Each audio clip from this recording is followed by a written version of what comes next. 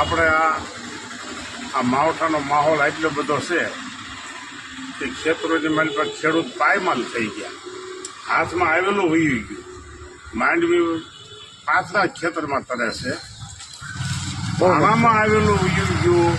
પણ એ વહી ગયોનું કારણ શું? ભગવાનને એમ તો થવું જોઈએ ને કે ભાઈ આને મેં પીરસી દીધું છે, થાળીમાં આપી દીધું છે અને પાછું લઈ લઉં, પણ એવું નથી.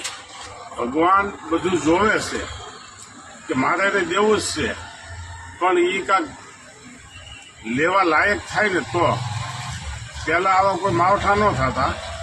પહેલાં કણબી પટેલ, કોળી પટેલ, ભરવાડ, રબારી કે કાઠી દરબાર કોઈ પણ માંડવીનું ખડું લે અને ઢગલો પીડ્યો હોય પાલાનો, પાલો લઈ જાય તો 7-8 ગાંહડે રહેવા દેતા. શું કામ? કે માલધારીની ગાઉં ખાય અને પાળા ઊભા રહેવા દેતા હતા.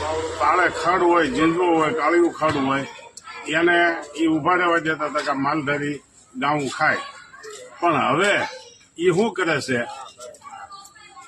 દવા લાવે, દવા લઈને ખડ બાળી દે, ખડ બાળી દે.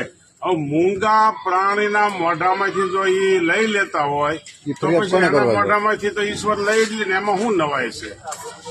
ખેતર પાળા હોય, ખેતર શેઢા હોય, પાળે ખડ ઉભા હોય ને પુવાડા મારીને ખડ બાળી દે છે. ગાયની ફરિયાદ ભગવાને સાંભળી, અને ગાયની ફરિયાદ છે એ ભગવાને સાંભળી છે, ભરતભાઈ, બકાભાઈ.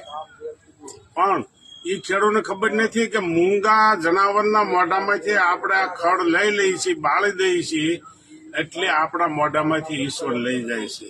પણ પેલા ખેડૂતો જે કોઈ ખેતી કરતા હોય, કણબી પટેલ નહીં, કોઈ પણ વરણ, એવું વિચાર કરો કે મૂંગા પ્રાણી માટે કાંઈક રહેવા દેવું છે. ખડ ન બાળી દેવાય, રોડ ઉપર ખડ બાળી દો, શેઢામાંથી બાળી દો, આ બધે બાળી દો તો પછી ઈશ્વર તમારું ક્યાંથી તમારું ભલું કરે ભાઈ?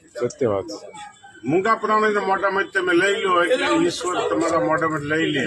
આ જેવી કરણી એવી ભરણી, જેવું કરશો એવું જ ભોગવશો. જય માતાજી.